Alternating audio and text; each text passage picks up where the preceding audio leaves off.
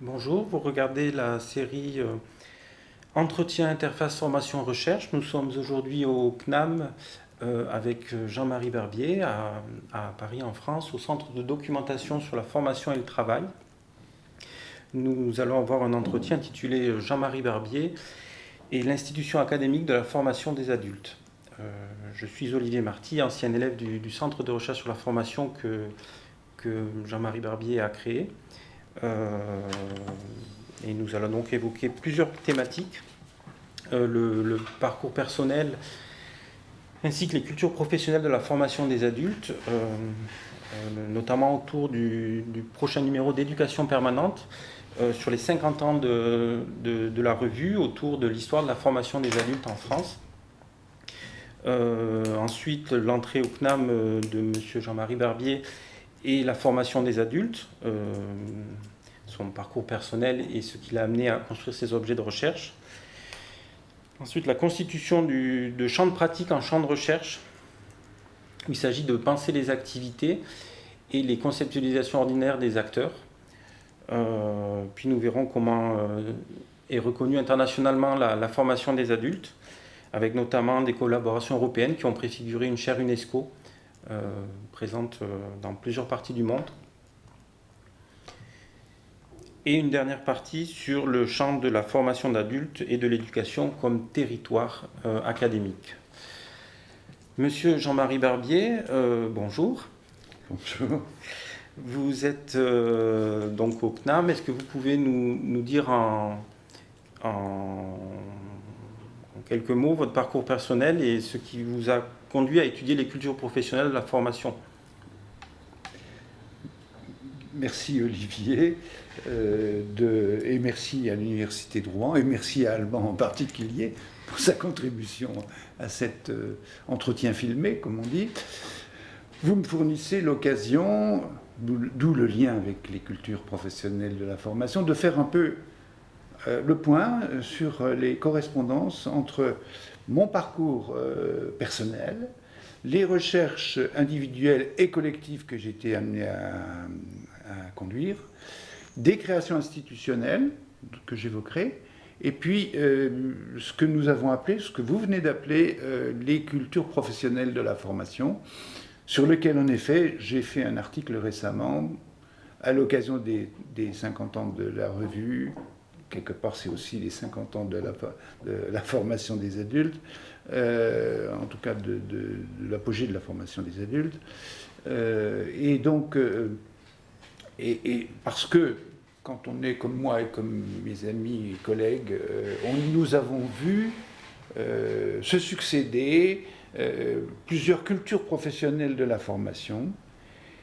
Et nous sommes dans cette situation paradoxale où, on est à la fois dans ces cultures, en tant que professionnels de la formation, et on travaille sur ces cultures en tant que chercheurs qui ne travaillent pas seulement sur le sens social donné aux choses, mais qui travaillent sur les constructions de sens que chacun donne aux opérations de formation. Monsieur Barbier, est-ce que vous établissez une hiérarchie entre ces cultures de formation, celles qui sont institutionnalisées académiquement, celles qui sont émergentes dans une société des savoirs qui se développe?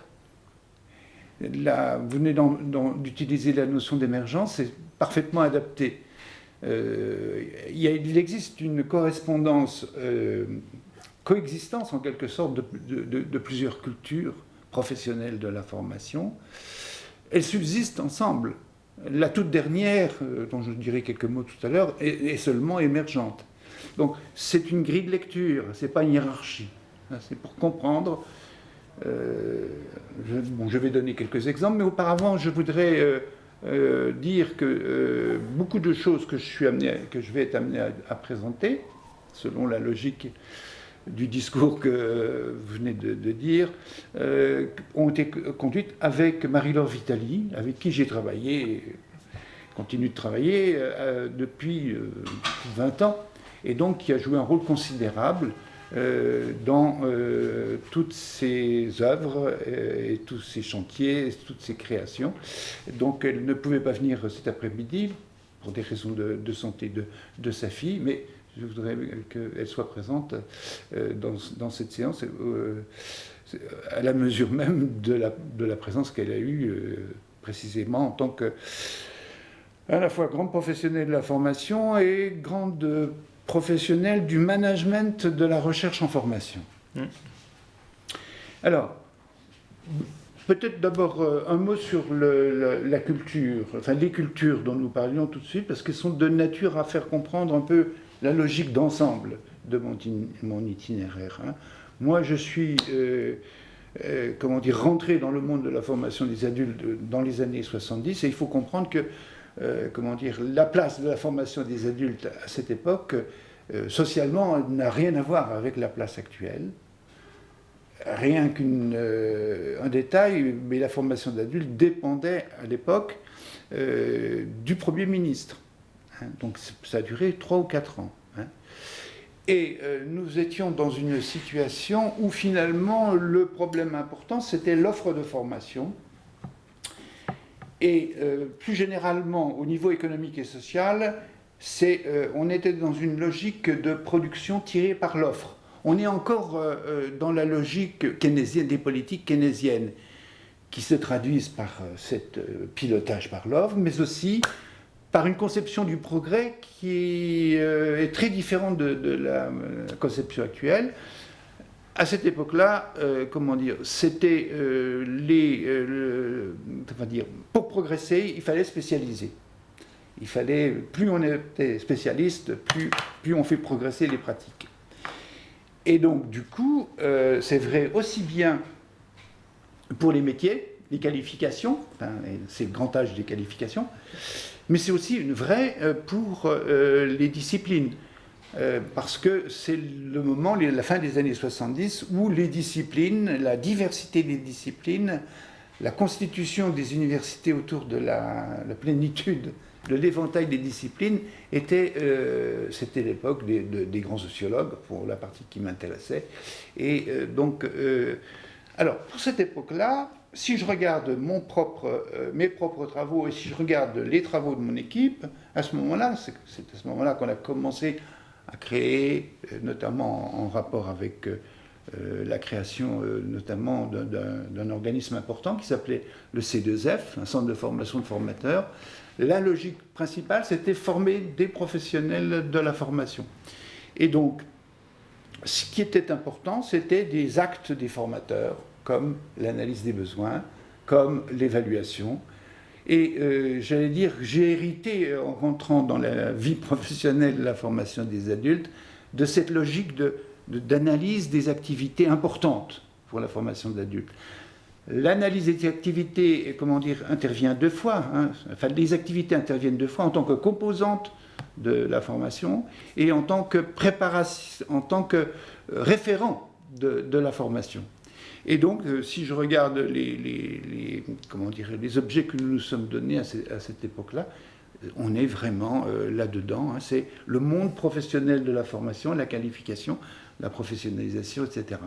Donc, au fond, ce qui est très important pour cette époque, c'est l'analyse des activités, qui a donné les référentiels, les invariants, etc.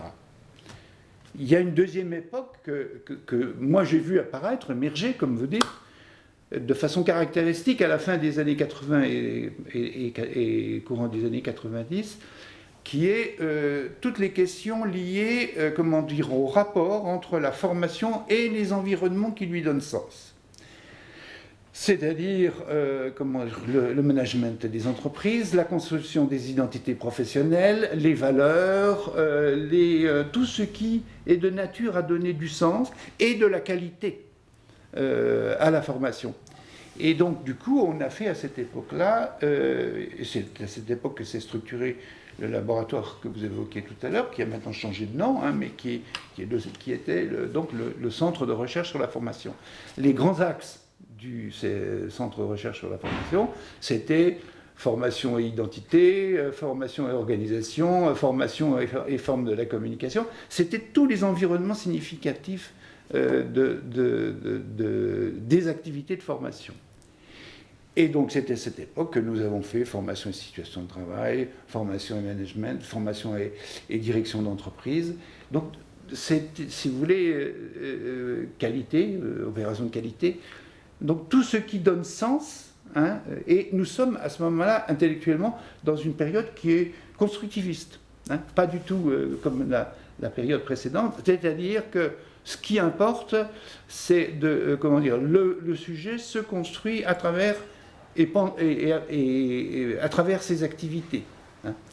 On ne peut pas distinguer construction des identités et mobilisation des identités. Alors justement, vous étiez en train d'esquisser 3 périodes, vous en êtes à la deuxième. Oui. Au travers de ces 3 périodes, il y a une dialectique entre la construction de soi et la mobilisation de soi. Est-ce que vous pouvez nous en dire plus? Oui, merci de cette question, Olivier. Je pense que la recherche sur la formation, mais pas seulement la recherche sur la formation, la recherche en gestion, la recherche sur tous les champs de pratique professionnelle qui se sont développés, tirerait grand profit de mettre en relation les grandes évolutions des cultures économiques et sociales et ce qui se passe au niveau on pourrait appeler l'anthroponomie, c'est-à-dire ce qui se passe au sujet de la construction des identités. Je fais l'hypothèse, à tort ou à raison, que la première période que j'évoquais tout à l'heure, on construisait, les identités se construisaient pour être mobilisables, pour être employables, tandis que dans la deuxième période, on ne distingue pas la construction et la mobilisation des identités. C'est en se mobilisant comme sujet qu'on construit son identité. Et ce qui est particulièrement intéressant, c'est que c'est l'émergence de la dernière, alors qui se manifeste de différentes façons. Enfin, mais le monde de la formation change, et pas seulement la formation. On demande, par exemple, dans le domaine de la santé, on parle d'éducation thérapeutique du patient. On parle de créativité, on parle de méditation, on parle d'action sur soi. C'est-à-dire que ce qui devient dominant, c'est la question du sujet en activité. On est dans une situation dans laquelle, finalement, l'important, c'est, dans le discours public et dans le discours privé aussi, c'est donc que, comment dire, c'est faire entreprise de soi. Et pensez que ça a beaucoup d'incidences, y compris dans des formes économiques nouvelles, hein, comme l'entrepreneuriat, l'auto-entrepreneuriat, excusez-moi, l'ubérisation, vous voyez. Et donc, les choses se déplacent maintenant, ça n'est plus les activités ni l'action, avec son sens, c'est le sujet en activité. Et donc, on agit directement sur le sujet en activité. Ça a beaucoup de conséquences dans le discours politique et social. Hein. Je n'ai pas besoin de donner des exemples. Beaucoup de choses sont dites dans ce sens-là, hein, qui sont faire entreprise de soi. Hein. C'est l'injonction de subjectivité. Et donc j'ai aussi, moi, contribué à ça, mais en m'intéressant non pas à la créativité, mais aux expériences de création. C'est une manière de rétablir les choses. Nous allons entreprendre une recherche sur, non pas préparer l'action, mais se préparer à l'action. Nous allons entreprendre aussi des recherches sur agir sur soi, parce que c'est devenu maintenant un objet légitime en formation. Donc, vous voyez pourquoi j'ai commencé par ça, c'est pour que vous ayez une espèce de grille de lecture, comment dire, qui soit valable pour la génération à laquelle j'appartiens, et les nouvelles, et puis de lecture de mes propres travaux et des travaux des équipes que j'ai constituées à travers mes différentes activités. D'accord. Donc cette trilogie dont vous venez de faire état pour l'article des 50 ans de la revue Éducation permanente, autour de la dialectique construction de soi, mobilisation, et inversement, en troisième partie, se mobiliser pour se construire, l'entreprise de soi, notamment scientifique. Est-ce que vous pouvez nous en dire plus sur ce qui précède cette trilogie, la distinction que vous faites entre l'économique et le social, l'économique devenant indépendant du social à une période historique donnée?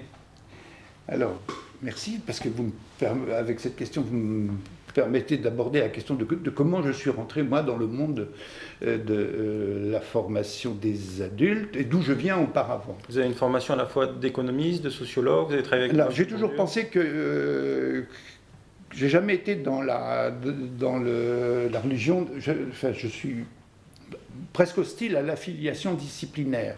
Par contre, je trouve qu'avoir été formé dans une discipline, c'est le meilleur moyen d'acquérir une position de recherche, ce qui n'est pas du tout la même chose. Mais par contre, l'ensemble des sciences sociales, c'est une anthropologie, hein. C'est une anthroponomie. C'est-à-dire, je ne fais pas c'est une question que nous pourrons aborder peut-être plus loin tout à l'heure, mais on a tendance dans les milieux de recherche à considérer les outils comme des objets. Par exemple, la notion d'habitus, la notion de schème, c'est des outils pour comprendre. C'est pas du réel, au sens, du réel. Mais dans les sciences sociales, on a tendance à considérer ce qu'on a construit comme outil comme un objet de recherche. Et donc, du coup, on crée artificiellement des disciplines, tantôt du collectif, tantôt de l'individuel, tantôt du langage, alors que dans les pratiques sociales, tout cela est mélangé. Alors cependant, c'est lié à la préparation de notre entretien. Il y avait donc la distinction des sciences dures, où les idées sont rendues perceptibles dans une optique idéaliste, où on fabrique des expériences qui amènent à rendre les idées tangibles. Dans les sciences sociales, est-ce qu'il est possible de dire, arrêtez-moi si je me trompe, où on immerge les acteurs, les individus, enfin cette réalité-là au-delà de leur dénomination, dans les dispositifs qui sont fabriqués, qui sont relativement intangibles car sociaux, économiques ou autres, mais qui pourtant amènent les individus à les percevoir et à vivre dans cette réalité autant que dans les sciences dures? Une bonne question, hein. C'est les dispositifs de formation. La notion même de dispositif est intéressante. C'est quelque chose qui est proposé aux individus en vue de susciter leur activité. Mais il ne faut pas confondre l'activité des individus et le dispositif qui leur est offert. C'est ce que fait toute la sociologie anthropotechnique, sociotechnique, qui a tendance à faire des réseaux d'humains et non humains, confondant les uns et les autres. Alors, je ne me prononcerai pas sur ce point, parce que il faudrait qu'on travaille sur le détail. Hein. Mais en tout cas, l'activité et les dispositifs, c'est deux choses différentes. Hein. Mon entrée, moi, c'est une entrée activité, et non pas dispositif proposé à l'activité. Et donc, pour revenir quand j'ai été étudiant, enfin, je peux peut-être donner ce détail-là, j'avais déjà ce sentiment que ce qui compte, c'est l'activité humaine et les enfin, comment dire, il faut distinguer l'activité, c'est l'objet à penser, c'est pas l'objet de penser. Et donc, comment dire, j'ai délibérément fait de la philo. J'étais aussi militant, alors je n'ai pas fait que de la philo, mais tout ça a de l'importance aussi. Et j'ai fait de l'économie, et j'ai fait de la sociologie, parce que j'en avais besoin. Et je me suis trouvé, ça c'est un détail qui mérite d'être donné, je suis rentré à l'école pratique des hautes études, période Bourdieu. Donc c'est passionnant pour le petit provincial que j'étais.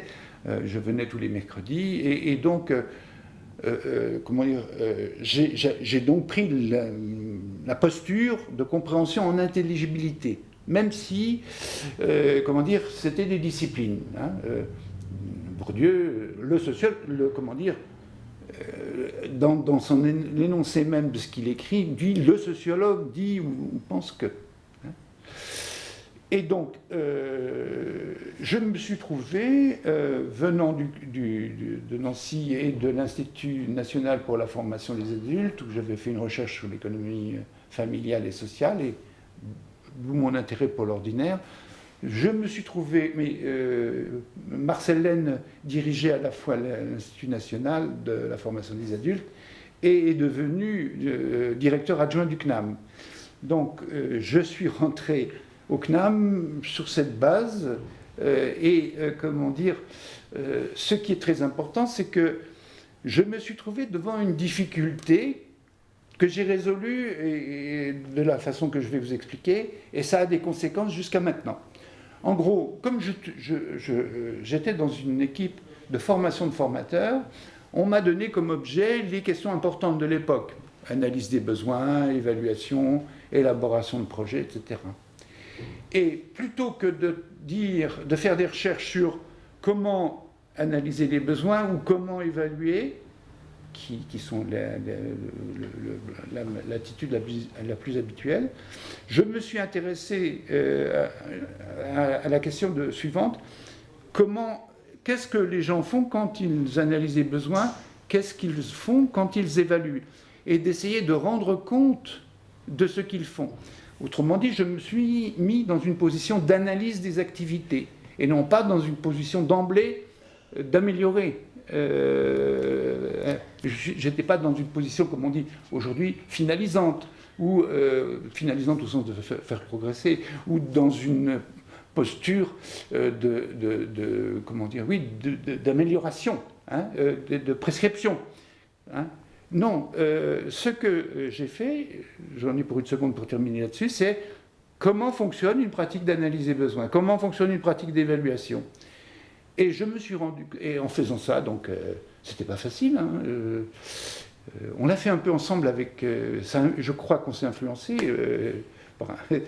puisque Marcel Lehne était quand même bien intéressé par la question de lire les pratiques, il a fait un livre là-dessus.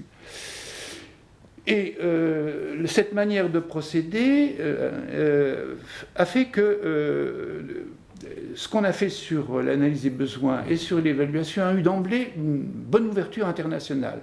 Autant si on avait fait que des outils, enfin production d'outils pour mieux évaluer ou mieux analyser les besoins, ça dépend toujours des contextes. Le fait que l'on se soit donné comme objet comment fonctionne la pratique a fait que d'emblée, alors en milieu bien sûr, en milieu francophone c'était facile, en Belgique j'ai eu tout de suite un écho très favorable sur cette posture, pas seulement en Belgique à l'époque, mais aussi au Portugal, en Italie. Donc les choses ont bien démarré, paradoxalement, sur une difficulté, sur une résolution de difficulté, hein, parce que j'étais dans un groupe de formateurs, de formateurs qui étaient intéressés par des outils pour progresser. Ce que j'ai fait aussi, hein, mais il fallait passer par le passage de l'analyse des activités. Et alors du coup, pardonnez-moi encore Olivier, c'est que du coup ça... J'ai un peu fait avec les gens avec qui je travaillais à l'époque, j'ai un peu inventé cette distinction entre sémantique de l'intelligibilité, sémantique de l'action, qu'on fait Ricard, et sémantique de l'intelligibilité des actions. Je n'ai pas utilisé ces mots-là au début, mais c'est ce que j'ai fait, et du coup, ça nous a permis de démarrer sur ces bases épistémologiques. Alors, en effet, ces travaux qui sont listés notamment dans votre site ResearchGate, avec une contribution à l'histoire de la formation des adultes de plus de 500 documents, a une grande originalité qui est celle, donc ce que vous dites, de l'intelligibilité, de la conceptualisation ordinaire dans l'action. Donc il ne s'agit pas de faire à la place des acteurs ou de proposer des outils, mais de regarder comment les acteurs inventent des outils, notamment intellectuels, pour penser l'action et opérer sur ceci. Et ça préfigure en quelque sorte des travaux que j'aurais eu le plaisir de mener sur comment former les acteurs à avoir une pensée qu'ils pourront utiliser, puisque en étudiant la pensée des acteurs, on peut en extraire des cadres académiques, des savoirs stabilisés qui s'enseignent, et nous y reviendrons dans les dispositifs que vous avez mis en place.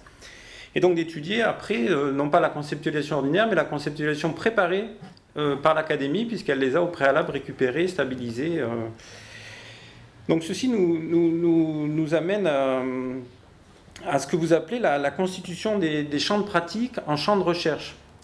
Puisque là, il y a une délimitation de ces acteurs, vous avez parlé de la formation, mais aussi aujourd'hui de l'éducation thérapeutique des patients. Il y a différents champs de pratique qui, selon les demandes sociales, sont à transformer en champs de recherche. Comment avez-vous opéré pour effectuer cette transformation ? Je vais répondre tout de suite à cette question, mais auparavant, je vous remercie d'avoir dit ce que vous avez dit sur les conceptualisations ordinaires. Parce que quand on analyse les activités, on n'analyse pas seulement les activités, on analyse le sens, les constructions de sens ou les constructions de signification que les acteurs font sur leurs activités. Mais on ne les confond pas pour autant. Le sens et la pensée ordinaire qu'on a sur son activité, c'est une activité aussi. Ce n'est pas forcément le fondement. Ce que les gens font, ce n'est pas forcément ce qu'ils ont pensé faire. Mais par contre, ils dotent de sens et de signification. Et donc, du coup, il est important de s'intéresser aux pensées ordinaires, aux cultures, le mot est venu assez rapidement, aux cultures d'action, aux cultures professionnelles, dont les personnes accompagnent leurs activités ordinaires. Donc, l'objet de l'analyse des activités, ce n'est pas seulement les actes, c'est également les sens et les significations que les acteurs accordent à leurs actes. Il y a sciences sociales à partir du moment où on sait distinguer, le travail d'intelligibilité d'une action et le travail de rendre compte des constructions de sens. Enfin, produire du savoir au sens, c'est produire d'autres sens que ceux que les acteurs accordent spontanément à leurs actes. Les sens et les significations que les acteurs donnent à leurs actes sont des matériaux pour la recherche comme les actes. Et donc, ça... Alors... J'ai bien entendu qu'ils étaient dissociables, les sens et les actes. Effectivement, on peut donner sens à son action alors qu'un chercheur donnerait un autre sens. Et notamment, et au moment où en Europe on parle de l'intention de formation comme caractéristique importante pour entrer dans une formation formelle et non pas non formelle ou informelle, est-ce qu'il existe des cas où on entre en formation avec des intentions qui sont données, et puis du fait de l'activité, du déroulement du cours d'action, il y a une reconfiguration de la sémantique et du sens donné à l'action, et on peut aboutir à une formation complète, alors même que les intentions initiales n'étaient pas celles d'une formation.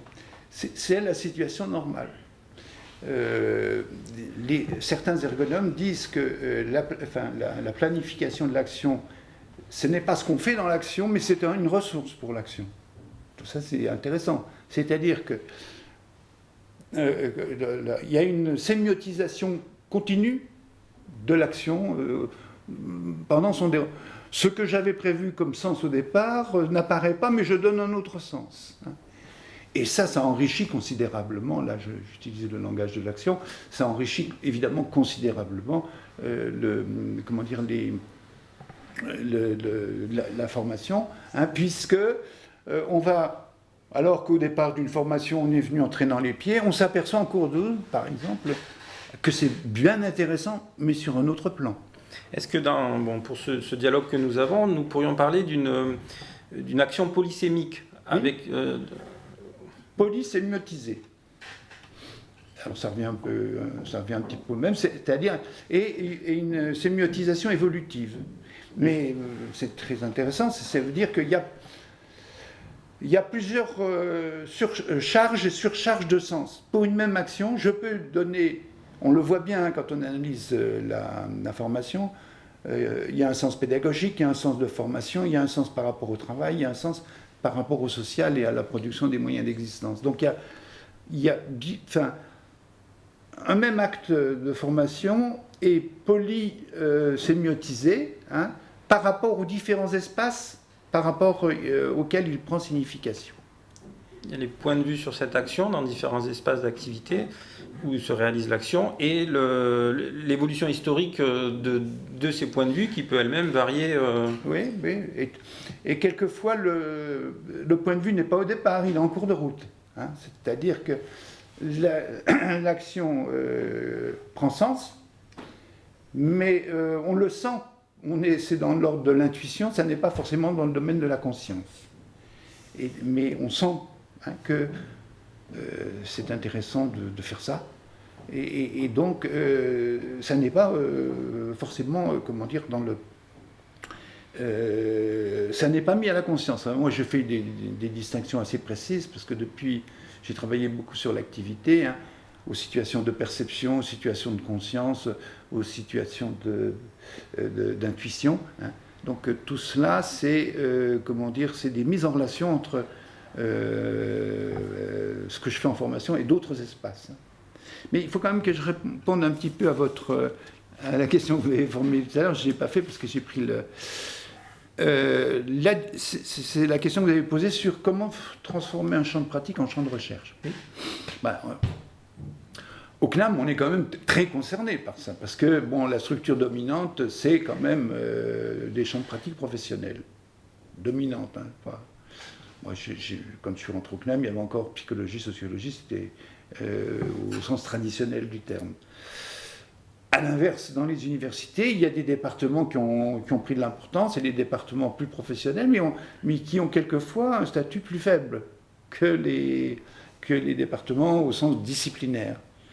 Donc, il y a un enjeu qui est, comment dire, c'est de faire qu'un champ de pratique qui finalise la formation donne lieu à opérations de recherche avec la crédibilité des opérations de recherche où sont produits des savoirs et pas seulement des outils d'amélioration. Et donc, je me suis trouvé dans cette difficulté-là très tôt en rentrant au CNAM. Alors, comment j'ai essayé de le résoudre? On l'a évoqué ce matin, c'est en mettant en place, avec le soutien de Pierre Caspar, un DEA, alors ça s'appellerait aujourd'hui Master de recherche, de formation des adultes. La première fois qu'on a fait on a proposé le dossier, j'avoue que j'en avais très envie, il nous a été refusé. C'était à une époque... on venait changer de gouvernement, on est passé d'un gouvernement, on va dire de droite, qui est devenu un gouvernement genre Mitterrand, ou Jospin, je ne sais plus. Et la première fois, donc, on nous a refusé le master, en nous disant, mais pourquoi vous proposez un master? À l'époque, ça s'appelait un master ou un DEA. En fait, si c'est un champ de pratique, il faut nous proposer un DESS. Un DESS ou un Master Pro, ce qui est l'équivalent. Et donc on a tenu bon, et c'est seulement au bout de la deuxième année que nous avons obtenu le principe d'un master que nous avons appelé délibérément formation des adultes, champ de recherche. Il n'y a pas de champ de pratique. Et il s'est passé cette chose extraordinaire que 75 personnes ont été candidates. Ils attendaient ça, dès la première. Après, ça a un petit peu baissé, bien sûr, mais nous avons eu une très belle époque avec un master, donc un DEA, puis un master de recherche. Restons sur le recherche, ne mélangeons pas les deux choses. Et ça a été une source extraordinaire de chercheurs pour le laboratoire. Moi, je date le développement du laboratoire de l'arrivée de ces chercheurs venus du master. Je ne donne pas les noms, mais c'est assez caractéristique. Donc, le premier outil, ça a été ça, créer un master de recherche ou un DEA de recherche. Ensuite, nous avons fait deux autres choses. J'ai créé, parce que c'était possible, une collection chez l'Harmattan qui s'appelle Action et Savoir et qui accueillait des ouvrages de recherche. Et puis j'ai réussi à créer aussi, j'espère que ça continuera, au PUF, une collection qui s'appelle Formation et pratique professionnelle. Et donc, la première collection, c'est pour des ouvrages de travail. La seconde collection, c'était pour des auteurs de maturité, en quelque sorte. Hein. Et bon, avec quand même, malgré tout, il faut reconnaître que l'édition en sciences humaines, c'est pas facile, les choses ont changé. Alors, autre outil, hein, j'essaye de répondre à la question. Nous avons créé avec Pierre Caspar un doctorat de formation des adultes qui n'existait pas. Et enfin, on crée des unités qui existent encore d'ailleurs, composant ce doctorat de formation des adultes. Nous avons par exemple un séminaire doctoral qui s'appelle Construction des activités, construction des sujets. Et j'y interviens encore. Hein, donc, nous avons fait encore deux autres choses qui correspondent à cette logique-là. Enfin, qui m'apparaissent comme quand même capitales. Nous avons établi des contacts privilégiés avec deux endroits où il y avait des scientifiques de la formation qui étaient sur les mêmes positions épistémologiques que nous. Et ces scientifiques, c'est à Louvain, c'est en particulier, mais ce n'est pas le seul, Étienne Bourgeois, on est vraiment sur la même longueur d'onde. Donc on a fait et puis après, progressivement, Marc Durand qui est apparu. Et donc, les trois lieux sont devenus une espèce de triangle d'appui pour cette orientation valable aussi bien. Ils intervenaient dans le master, mais ils intervenaient aussi dans le doctorat. Alors, Marc Durand est de quel pays déjà ? Ben lui, il est français, hein, il est de Savoyard au départ. Il était à l'époque à Montpellier et après il est passé professeur à Genève. À Genève. Et donc nous avons donc là un trio assez important dans la francophonie européenne et au-delà. Et je rappelle le titre de la série, Interface formation et recherche. Donc la formation à la recherche, mais aussi recherche sur la formation. C'était bien ça. Ces outils ont permis de faire le lien entre les deux dimensions. Oui, oui. On a constitué une équipe à trois têtes qui a travaillé pendant 10-15 ans ensemble. Hein, l'apparition de ces chercheurs, en tout cas ceux qui sont restés au CNAM parce qu'ils pouvaient le faire, c'est directement, connaissent parfaitement cette période. Hein. Il y avait même des rites amusants, du genre, nous avions nos rites au Léonard, un café qui est en face de rue Comté. Alors, pour en finir sur cette histoire de champ de recherche et de champ de pratique et de champ de recherche, il y a quand même un outil qui est essentiel, que vous évoquiez Olivier, c'est la création d'un vocabulaire d'analyse des activités. Qui est là, il est en plusieurs exemplaires, donc il y a la 3e édition au PUF, et une encyclopédie d'analyse des activités qui reprend sous la forme d'entrée par mot, un certain nombre de définitions qui permettent de cadrer, structurer, définir les champs de la formation.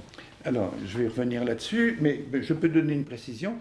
Il y a une édition qui se fait en ce moment au Brésil, hein, sur une édition électronique, donc tout est acquis, les PUF ont donné leur accord, etc. Sachez aussi qu'il y a une édition polonaise, je travaille depuis 20 ans en Pologne, où j'ai fait tout plein de choses, où il y a un groupe qui s'est constitué à l'université d'Uch, près de Varsovie, qui se réfère beaucoup à notre orientation. Enfin, donc, comme une petite école, si vous voulez. Alors, ce qui est important, c'est que ce n'est pas un vocabulaire qui dit ce qu'il faut penser. C'est un vocabulaire qui essaye de rendre compte du vocabulaire ordinaire. C'est très différent. Hein. Le sous-titre de l'ouvrage, c'est « Penser les conceptualisations ordinaires ». Hein. Donc, il ne s'agit pas d'imposer une définition qui serait la bonne. Il s'agit simplement de rendre compte du vocabulaire utilisé. Alors, naturellement, pour parler les pratiques, on utilise un vocabulaire. Espace d'activité, par exemple, qui est assez défini de façon très précise. Et ça, c'est une définition qui vient donc d'une conceptualisation ordinaire, qui vient de quel champ de pratique? Alors, c'est peut-être plus facile de partir d'autres... par exemple, le mot enseignement ou le mot formation. Dans le langage ordinaire, il est considéré... Alors, si on prend les définitions de tous les jours, les gens vont dire former, c'est rendre les gens plus autonomes. Quand on dit ça, on a fait une définition de type prescriptive, de type finalisant. Dire que la formation, c'est un espace d'activité caractérisé par, la transformation de capacités susceptibles d'être transférées dans d'autres situations, à ce moment-là, vous avez fait une définition qui n'est pas marrante, hein, mais qui couvre toutes les situations, quelles que soient les définitions données par ailleurs. C'est une description des définitions ordinaires que vous faites. Et voilà, c'est ça qu'il faut dire. C'est que ça n'est pas, hein, il ne faut pas qu'il y ait d'erreur, c'est pas un lexique, comment on doit nommer les choses, non, mais comment on peut rendre compte des conceptions ordinaires. Dans la recherche, c'est très important que... Moi, j'ai commencé par une recherche sur l'analyse des besoins. Qu'est-ce que les gens appellent l'analyse des besoins? Et donc, j'étais amené à faire un démontage. La notion de besoin n'a pas de sens. C'est une expression de besoin, etc. Donc, je fais une critique. Mais quand les gens utilisent le mot analyse des besoins, ils veulent bien dire quelque chose. Je m'intéresse à ce qu'ils veulent dire. Je ne prends pas le vocabulaire ordinaire comme un vocabulaire scientifique. Hein, mais j'essaie de prendre, les sens, de rendre compte des sens ordinaires. Pour accéder à l'objet de recherche, il faut que je rende compte aussi de la manière dont est désigné par les acteurs l'objet de recherche. D'accord. Donc vous avez fait ce travail d'abstraction de schémas explicatifs, de schémas scripturaux, à partir des définitions des mots légitimes dans la... Voilà, dans les champs de pratique. Les mots extrêmement utilisés. Hein, donc, par définition, par projet, pardon, on ne met pas dans ce vocabulaire des concepts très intellectualisés comme habitus, schème, etc. Non, on prend le vocabulaire de tous les jours, le vocabulaire des acteurs, et on considère le vocabulaire des acteurs comme un matériau pour la recherche. Et après, c'est une option qui n'est pas facile, mais qui a beaucoup de conséquences, quoi. Et ces conséquences dans le champ de la recherche? Je vais vous donner un exemple. Certains de collègues parlent d'évaluation scientifique. Bon, pour monter en crédibilité les choses. Mais à partir du moment où je dis que l'évaluation, c'est l'attribution d'un jugement de valeur, par définition, on ne peut pas parler d'évaluation scientifique, etc. C'est-à-dire que, du coup, ça conduit à avoir une attitude critique par rapport aux usages dominants qui influent sur les acteurs, un peu comme le langage politique. Hein. Le langage politique, il est délibérément ambigu pour pouvoir avoir son influence. Eh bien, le langage des acteurs aussi, il est ambigu. Donc, il faut considérer simplement la manière dont on désigne ces pratiques comme un matériau pour la recherche. Et pas pour autant, hein, l'erreur à ne pas faire, si je puis dire, c'est ne pas le considérer comme un dictionnaire ou comme un dictionnaire des bonnes définitions. Ni un dictionnaire de l'historique des bonnes définitions et les racines qui peuvent venir. C'est pas cette démarche-là non plus. C'est une démarche de vocabulaire assez innovante où il y a dans d'autres disciplines. Je ne sais pas, mais ce que je peux dire, c'est que je suis en contact en ce moment avec un professeur de Łódź, donc en Pologne, qui est responsable d'un master de francophone de gestion. Et il vient de découvrir le bouquin, et il est très intéressé par le livre. Et oui, et pour cause, parce que en gestion, par exemple, on utilise la notion d'apprentissage. Pourquoi diable en gestion s'occupe-t-on d'apprentissage, hein, et donc, il y a un langage qui est devenu transversal à plusieurs champs de pratique. Et donc, ce travail de mise à plat du sens que les acteurs donnent à leurs actes Ce n'est pas valable seulement pour la formation, c'est valable pour la communication, la gestion, les activités physiques et sportives. C'est un projet beaucoup plus général, quoi. J'oublie un tout petit point. Non, non, j'ai... Ce vocabulaire dont vous avez parlé de cet intérêt dans d'autres disciplines, sur la gestion d'autres pays, la Pologne, ça part donc d'une volonté de faire reconnaître internationalement tout ce qui s'est fait en formation d'adultes en France, dans la francophonie, mais au-delà dans le monde, dans d'autres territoires linguistiques. Est-ce que vous pouvez nous parler, par exemple, de la chaire UNESCO, formation des adultes, et des différents dispositifs de formation et d'interface avec la recherche que vous avez mis en place dans cette vision plus vaste encore? Merci, superbe transition. On ne constitue un milieu scientifique qu'internationalement. Hein. Sinon, on est dans des cultures, et on n'est pas dans un milieu scientifique. Donc cette reconnaissance autour de la formation des adultes et des options de recherche en formation d'adultes suppose un travail international. Et pour atteindre cet objectif, nous avons en effet créé,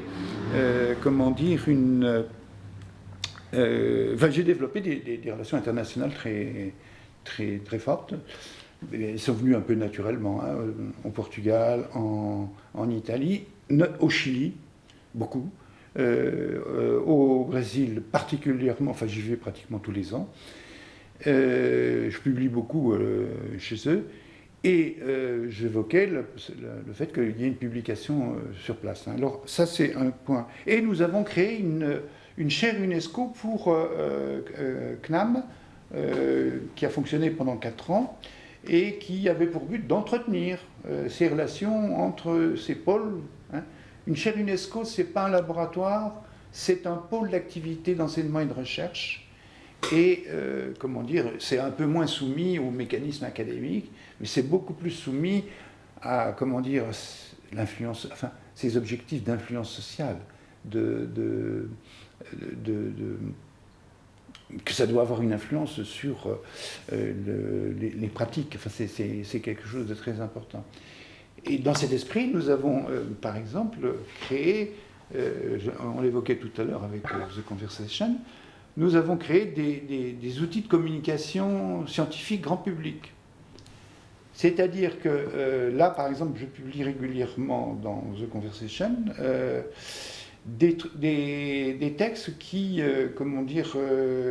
au minimum font 1500 consultations et vont jusqu'à 7000, 8000, 9000, ce qui, pour des textes qui ne sont pas faciles, n'est pas si mal. Et je m'aperçois qu'il y a un public pour ça. Et les textes qui ont bien marché, par exemple, c'est par exemple affect, émotion, sentiment. Qui était le titre d'un de vos livres des années 80. Et donc vous avez repris dans The Conversation en français, The Conversation, pour la partie francophone de l'entreprise. Que j'ai repris aussi dans l'encyclopédie d'analyse des activités. Hein.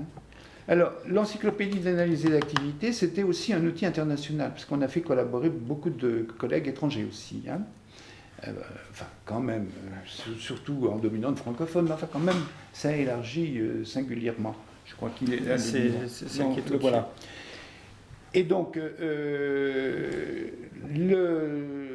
l'outil UNESCO, enfin la visibilité que donne l'UNESCO qui ne donne pas beaucoup d'argent, mais qui donne de la visibilité. Quand je dis ne donne pas beaucoup d'argent, il n'en donne pas du tout, mais donne de la visibilité. Et donc, pour un champ de pratique professionnel qui veut devenir un champ de recherche, c'est vraiment intéressant. Et ça, je recommande ça à tous mes collègues qui sont dans la même position que moi, hein, sur des champs de pratique. Voilà ce qu'on a fait sur le plan... Est-ce qu'il y a des questions de transversalité du vocabulaire quand vous rayonnez dans plusieurs pays? Les mots n'ont pas les mêmes sens, la même polysémie d'un pays à un autre. Est-ce que les schémas, enfin les abstractions que vous faites à partir du vocabulaire des pratiques trouvent une certaine permanence, quelle que soit la langue, ou est-ce que vous rencontrez des difficultés? C'est une question maline au bon sens du terme. Les mots qui ont fait le plus de difficultés pour moi, une fois, c'était en Italie, parce que j'ai développé la notion de maîtrise d'ouvrage, de maîtrise d'œuvre et de performation. Alors, performation, ça on comprend encore, mais maîtrise d'ouvrage et maîtrise d'œuvre, en italien, ça ne voulait pas dire grand-chose. Et donc, en tout cas, il y a eu toute une discussion qui s'est bâtie, intéressante, hein. Comment peut-on dire en italien S'ils ne le disent pas, c'est qu'il n'y a peut-être pas... Mais si, ça existe, mais c'est désigné autrement. Hein, maîtrise d'ouvrage, c'est quand même du vocabulaire professionnel. Et donc, à qui j'ai donné un rôle un peu scientifique, mais comment dire, je ne sais plus quelle traduction ils ont donné, je pourrais le retrouver, en fait, en matière de maîtrise d'ouvrage, d'ingénierie, d'architecture, les Italiens sont très forts. Le contraire serait étonnant qu'il n'ait pas de... Donc ils avaient quand même. Alors, par contre, c'est vraiment une bonne question. Là où finalement il y a eu en principe des difficultés, en réalité il n'y en a pas eu, c'est autour du vocabulaire d'approche des sujets. Alors, je vais m'expliquer. Moi, je distingue le soi, le moi et le je. Non pas au sens de la psychanalyse, mais au sens de construction faite par le sujet sur lui-même. Quand il dit moi, ou quand il dit je, c'est des contours différents. Hein. Et donc, je mets en lien, par exemple, l'expérience vécue et le soi. Pour parler comme Yves Schwartz, il y a un côté soi-corps. Il y a un lien entre l'élaboration de l'expérience et le moi, parce que l'expérience, c'est la pensée sur sa propre activité. Et puis, il y a un lien entre communication d'expérience et le jeu. Et donc, ça c'est tout récent, hein, ce que je viens d'écrire. Et bon, ça plaît bien, hein, parce que ça, au lieu d'avoir les disciplines de la subjectivité et puis les disciplines de l'activité, ça remet ensemble des choses qu'on ne met pas assez ensemble. Alors, comment dire, on a eu tout un débat en Pologne là-dessus, et finalement, je ne me souviens plus des termes utilisés, au bout du compte, on disait la même chose. Et il y a des parentés toutes particulières entre le portugais, enfin les langues romanes. Oui, voilà, les langues latines, les langues slaves, mais il y a aussi le monde arabe, le monde chinois. Le monde arabe, je ne peux rien dire, hein, je ne suis pas intervenu tant que ça, peut-être que ça va changer, parce que je vais développer une activité internationale, mais oui, la compréhension maximale, c'est quand même dans l'univers latin. Hein. J'ai particulièrement bien réussi dans ces contacts-là, en Italie, en Espagne, au Portugal, au Brésil, toute l'Amérique du Sud.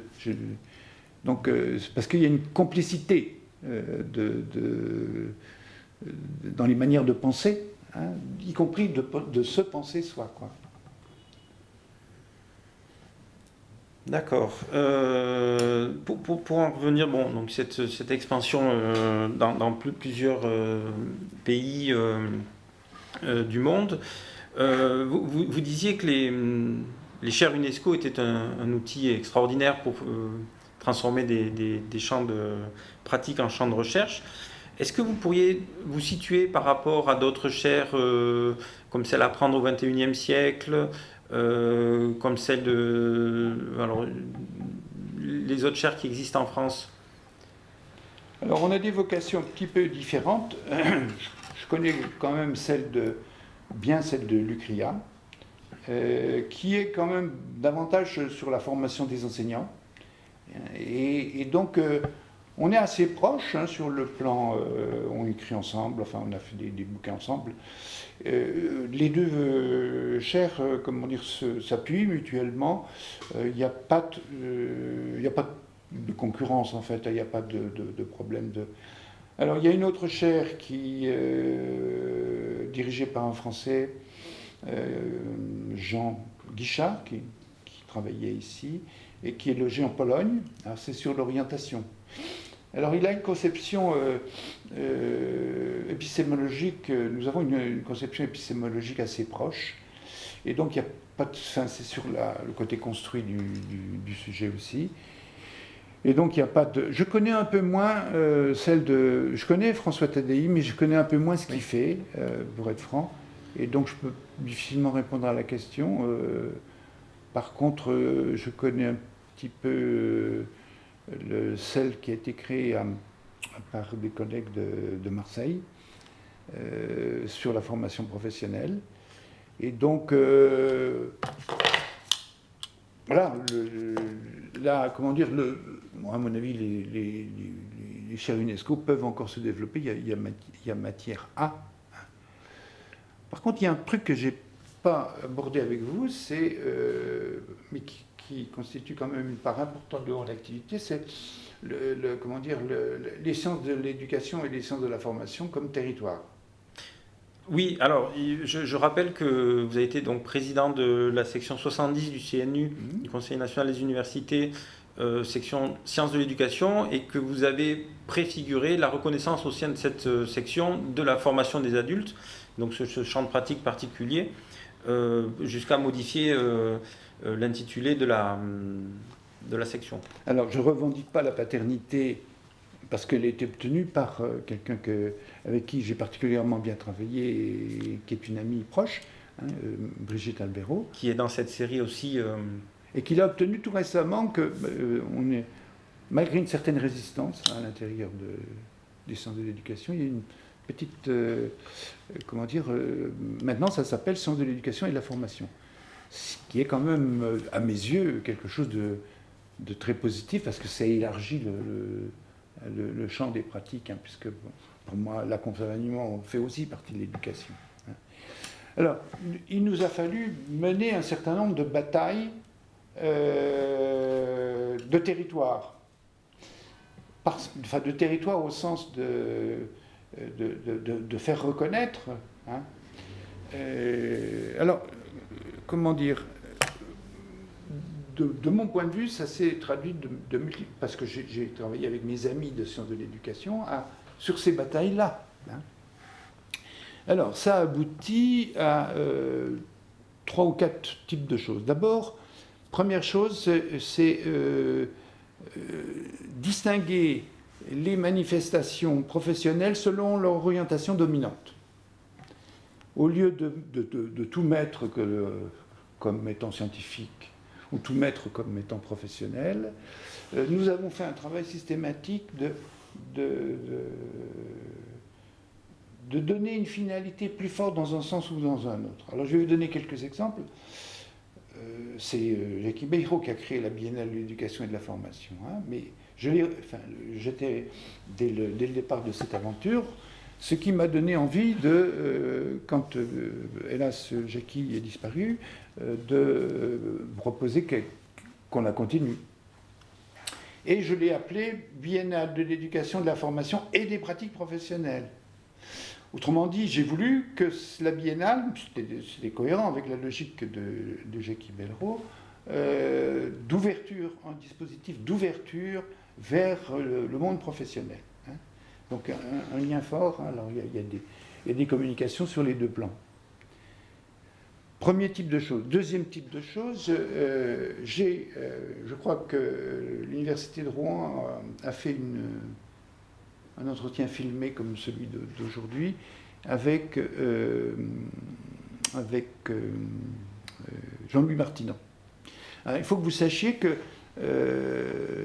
c'est avec Jean-Louis Martinon qu'on a mis en place, pour la première fois au CNAM, d'ailleurs, le congrès d'actualité de la recherche en éducation et formation.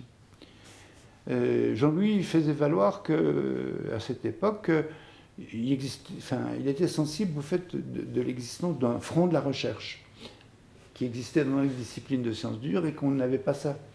Donc on a décidé de faire une manifestation qui était vraiment de visualisation des questions nouvelles de la recherche et permettant aux doctorants, notamment, de faire des communications qui soient reconnues parce qu'intégrées au fonctionnement du système académique. Et troisième chose, c'est encore avec un autre compère qui m'a faussé compagnie en cours de route, nous avons créé donc le REF, dont la première manifestation a eu lieu au CNAM en 89, quelque chose comme ça, je ne me souviens plus trop. C'était avec Michel Bernard, puis un mois avant la manifestation, il a disparu, ce qui m'a mis dans une situation assez délicate. Mais là, on a fait quelque chose qui est très demandé par les collègues québécois, qui ont joué un rôle formidable, et pour la consolidation. Et c'est un outil qui est plus particulièrement destiné à, à consolider les milieux d'enseignants-chercheurs dans les différentes sous-ensembles des sciences de l'éducation. Ça fonctionne par réseau, le REF. Hein. Et donc c'est un lieu à la fois de travail entre collègues et puis un lieu de publication entre collègues, puisque les échanges sont forcément de lieu à discussion scientifique et publication. Hein. Donc ça, c'était, cette importance d'organiser des différentes orientations sociales des manifestations. Nous avons fait aussi une autre chose qui est,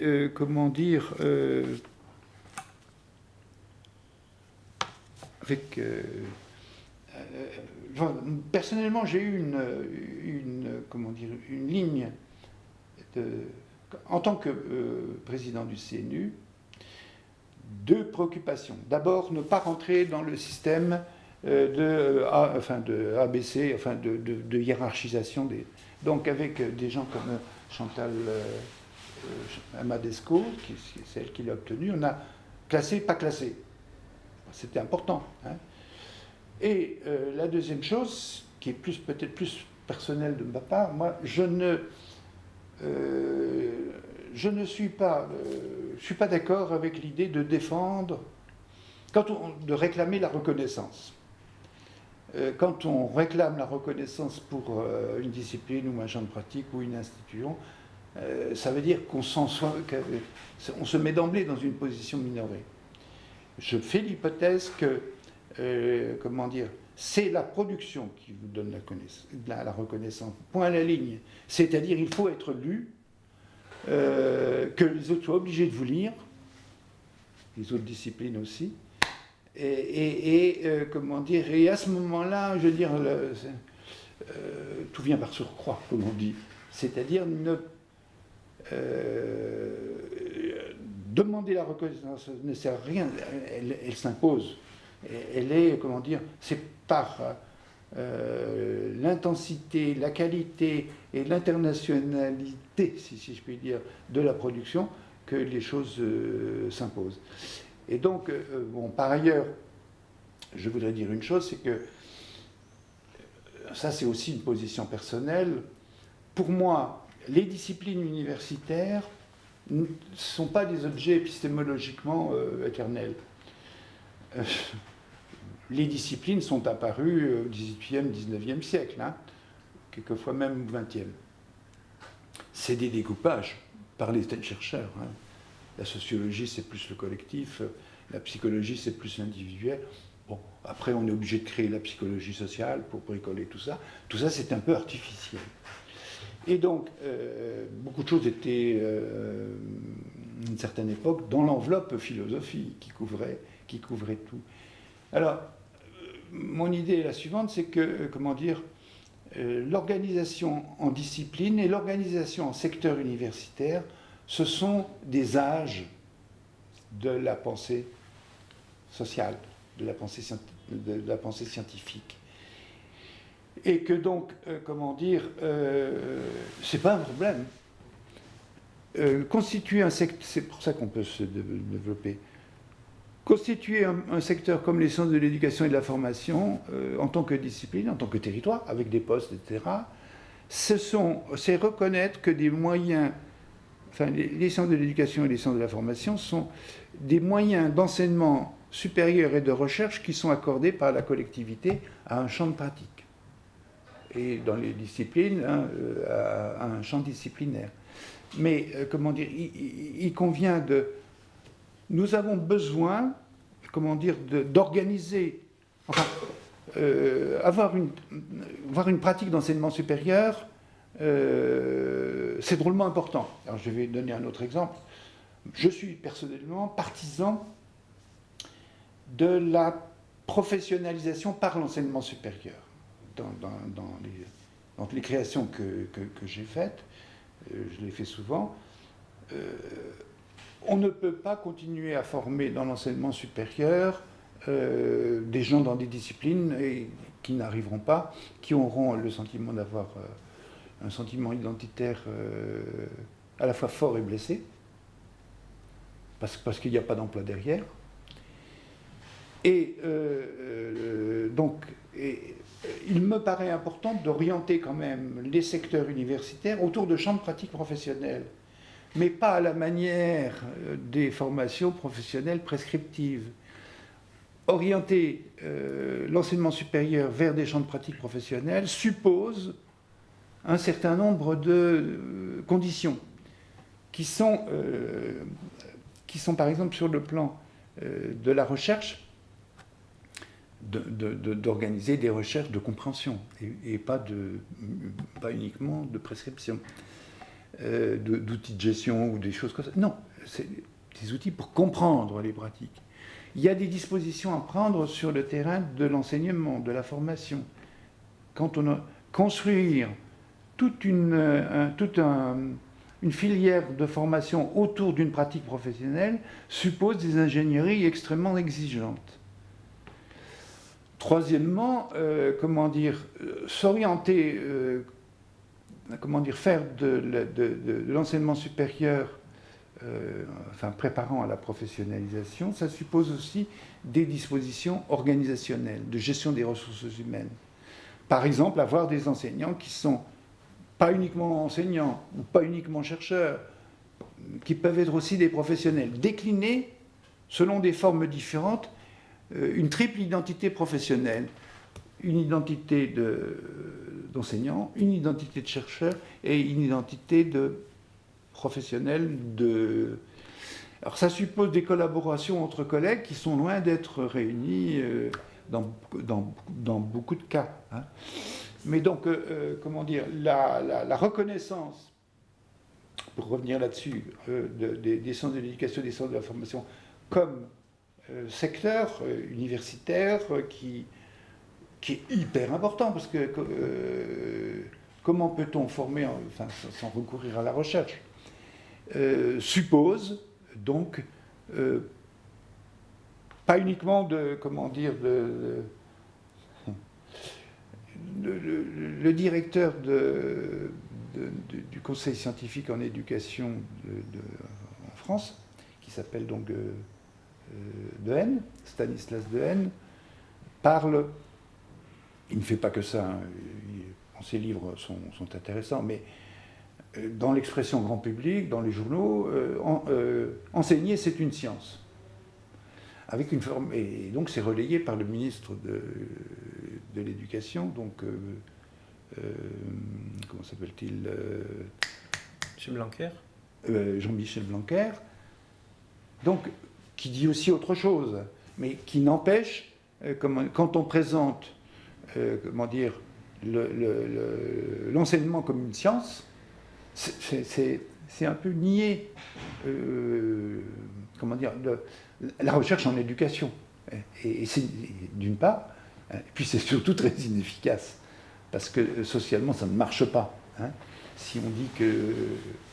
Et donc, mais ça touche des questions épistémologiques très importantes qui sont, le statut du savoir dans nos sociétés. Oui, donc vous venez de décrire un âge de l'éducation qui est plus celle de l'éducation fédérale, mais celle de l'éducation dans des organisations, institutions éducatives avec... Oui, c'est ça. un grossissement de ces institutions avec une division du travail, des professionnels de l'enseignement, de la recherche, de l'enseignement de la recherche, des fonctions de support très spécialisées. Pas forcément spécialisées, collaborant entre elles. Collaborant entre elles, spécialisées, articulées, Oui. toutes dans le même laboratoire, et enfin, collaborant entre elles. Qu'est-ce que vous pensez? Vous êtes présent dans les réseaux sociaux de la formation. Alors, ResearchGate, Academia, en France, il y a le mouvement HAL, mais il y a la scientométrie, mais c'est encore différent de cette mise en réseau de production individuelle, où finalement il s'agit juste de produire, d'avoir des liens, puis on a un score sur l'impact de ces liens. Comment vous l'intégrez, cette individualisation des parcours de formation et de recherche, aux institutions éducatives? Est-ce que c'est autonome? Est-ce que c'est un nouvel âge? Comment vous le percevez? Alors, c'est vrai que c'est pas, c'est des institutions différentes, hein, et je pense que, comment dire, quand un travail est bon, il se diffuse naturellement, hein, donc, c'est-à-dire que, mais il faut savoir le mettre à disposition. D'où l'intérêt d'utiliser des sites comme par exemple ResearchGate ou The Conversation, ou etc. Mais il faut le faire dans les conditions de recevabilité du public en question.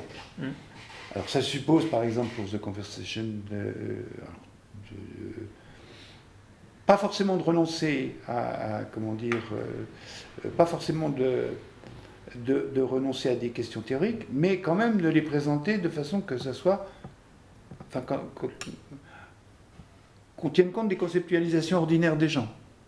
Et que, comment dire, qu'on travaille, qu'on aide éventuellement à travailler sur ces conceptualisations. C'est ce que vous dites autour de la formation professionnelle supérieure, ou qui est vulgarisée dans cette grande journal, c'est un quotidien à quotité journalière qui est The Conversation. Ça reprend une forme assez ancienne de publication, effectivement, dans des périodiques, avec là un public, enfin, un autoria particulier, et puis un lectorat qui est peut-être lié à ceux qui écrivent dedans. Mais peut-être pas, peut-être que ça dépasse aussi largement. Mais ces sites où finalement ce sont des algorithmes, hein, qui prévoient, enfin qui guident qui va lire votre publication. Alors on peut suivre tel et tel chercheur au bout du monde avec telle langue, être suivi par tel autre. On a une actualité qui est donc décidée par un programme informatique que quelqu'un a programmé, mais c'est souvent pas soi-même qui le programme. Donc c'est aussi difficile d'influencer. Et toute cette individualisation de la recherche, est-ce que ça vous paraît une voie pour l'avenir ou une piste qui sera sans doute abandonnée? C'est un peu le même débat que ce qu'on appelait les nouvelles technologies éducatives il y a 20 ans. Hein. C'est-à-dire que si on offre d'emblée des dispositifs individualisants, ça ne marche pas. Si on complète avec des dispositifs individualisants, ça marche. Les dynamiques de transformation sont des dynamiques ou d'apprentissage sont des dynamiques collectives. C'est-à-dire, c'est parce que on a partagé, comment dire, des choses ensemble qu'on a envie de continuer. Hein. Et ce qui est différent de l'intention de transmission.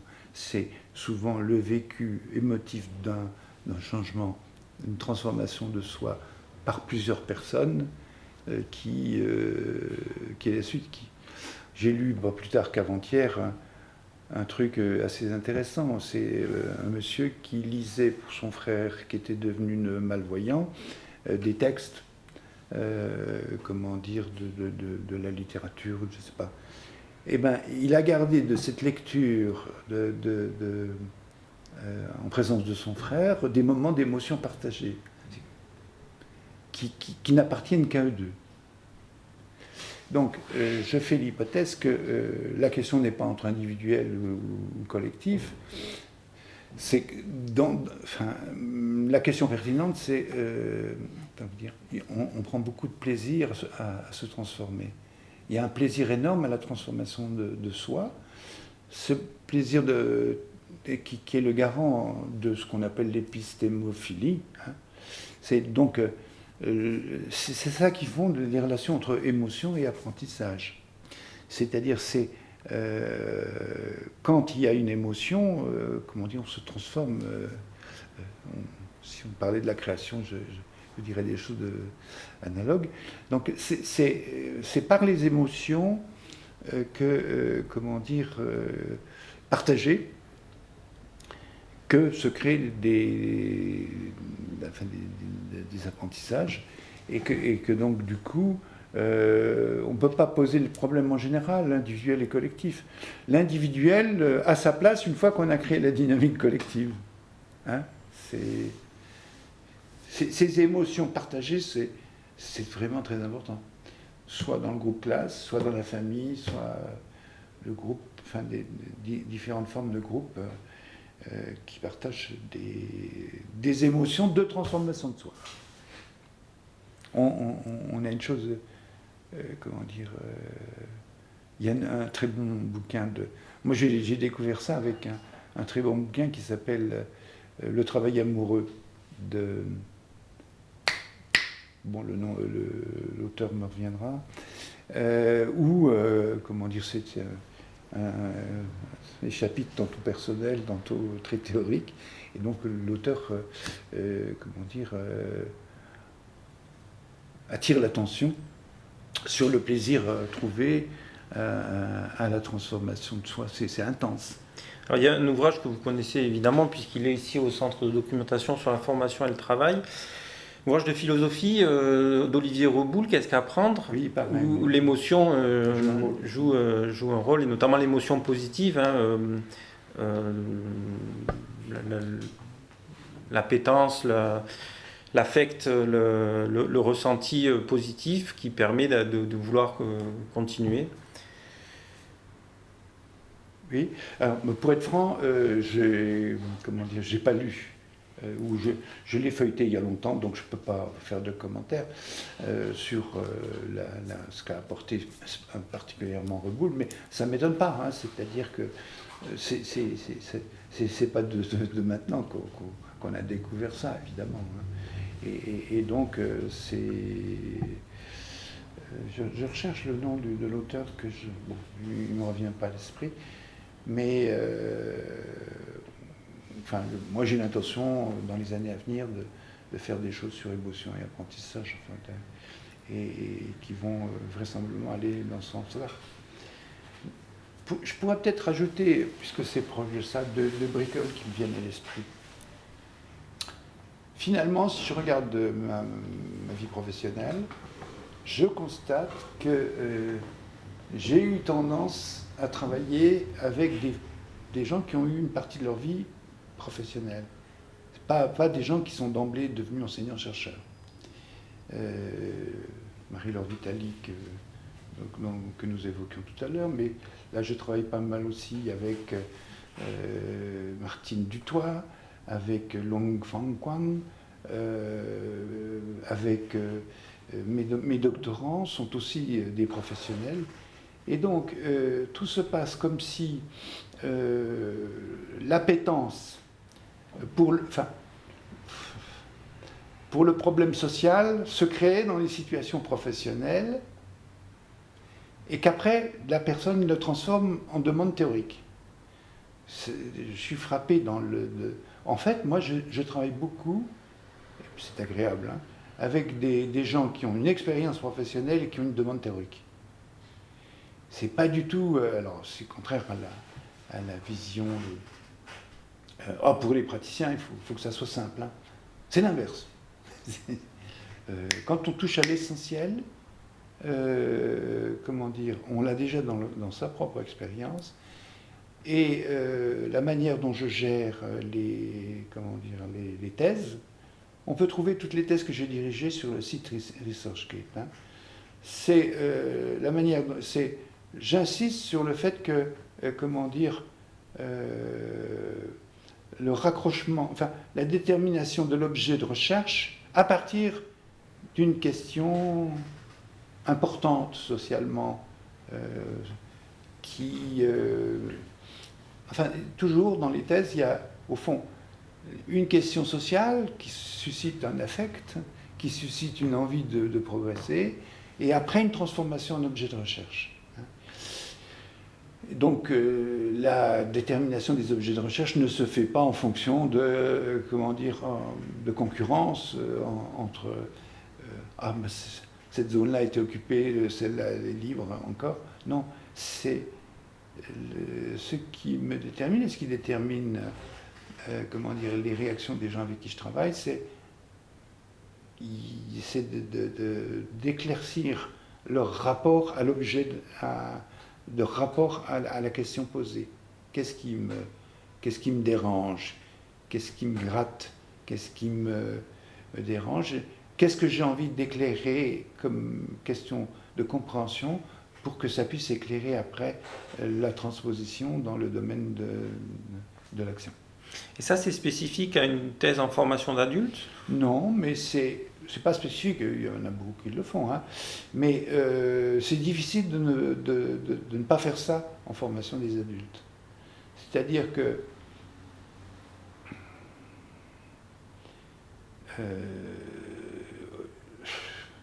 on le voit particulièrement dans nos publics du CNAM, hein. C'est-à-dire qu'il y a ce que l'on dit fait écho ou pas à des situations rencontrées. Et après, c'est transformé ou pas, hein, en objet de recherche. Et le plaisir trouvé à l'objet de recherche dépend du plaisir trouvé aussi à la question sociale posée. Donc, je trouve qu'il faut travailler sur les enjeux des objets de recherche. Hein, et que, c'est comme ça que je m'explique que toute ma vie professionnelle, alors que moi j'ai plutôt une vie d'universitaire, bien que je sois né dans un milieu de travail. Je suis fils de boulanger, et donc j'ai vu le travail. Hein. Mais ma carrière personnelle a quand même été essentiellement de type universitaire, même si le CNAM, c'est quand même un universitaire particulier.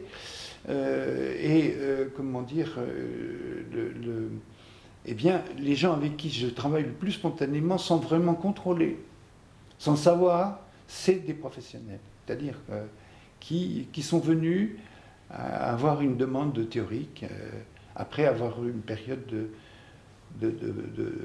d'expérience professionnelle qui, selon les cas, a duré 10 ou 20 ans.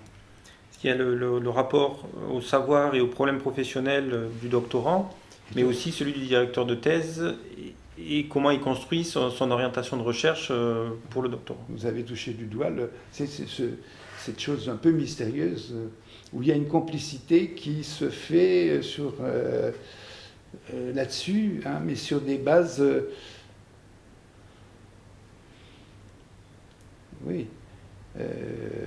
sur des bases... c'est pas le même... c'est des enjeux de transformation sociale. Il faut avoir envie de transformer socialement les choses pour avoir envie de les comprendre. Et donc, de ce point de vue, il y a un lien aussi avec le côté militant, le côté... pour transformer, comprendre, quoi. Et oui, c'est un point important. C'est au fond, pourquoi s'intéresser à l'activité, à l'action, sinon que c'est tout simplement l'activité. Qu'est-ce qui la caractérise? C'est que c'est une transformation du monde. C'est une perception transformation du monde, l'activité. C'est votre moteur. On ne se rend pas compte de ce qui est son moteur. Mais à la réflexion, oui. Je sais, enfin, on ne sait pas, enfin, on ne contrôle pas son truc. Hein. Mais, de fait, j'ai toujours favorisé, oui, quand il y a des enjeux de transformation. Oui. Transformation matérielle, transformation de représentation, transformation de... C'est ce qu'on appelle généralement les enjeux.